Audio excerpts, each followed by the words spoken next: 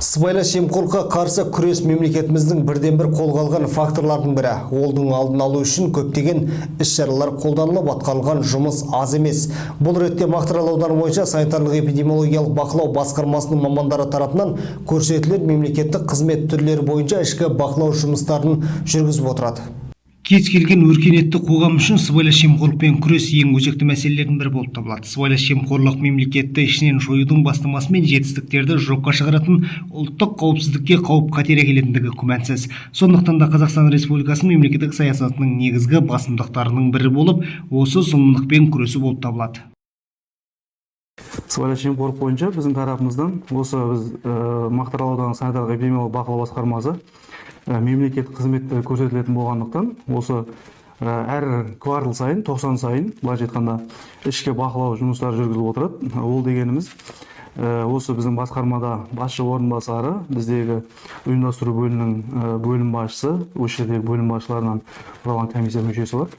Бұл комиссия мүшелері бірлесіп, осы біздің берген мемлекеттік қызмет бойынша, көрсетілген мемлекеттік қызмет бойынша құжаттар, былайша айтқанда құжаттар, оның сроктары, оның қалай берілгендігі туралы ішкі бақылау жүргізеді әр квартал сайын. Сол жерде оның қорытындысымен біз ол мәліметті сыбайлас жемқорлық нышаны анықталған жағдайда, анықталмаса да қорытындысы бойынша департаментке мәлімет береміз. Жалпы осындай алгоритмдермен жұмыс істейміз. Одан бөлек біздің департамент тарапынан да өзінің жоспарлы ішкі бақылаулары бар. Біздерге келіп, біздің істеген жұмыстарымызды көріп, документтерімізді тексеріп, соңында қорытындысын береді.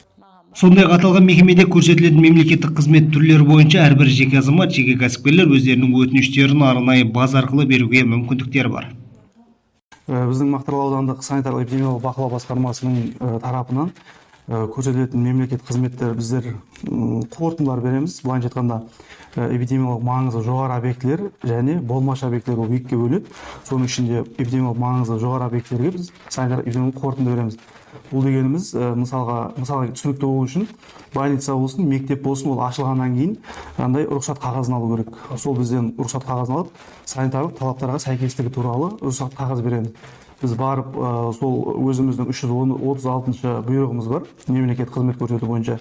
Сол жерде барлығы көрсетілген. Бізге ол өтініш тастайды.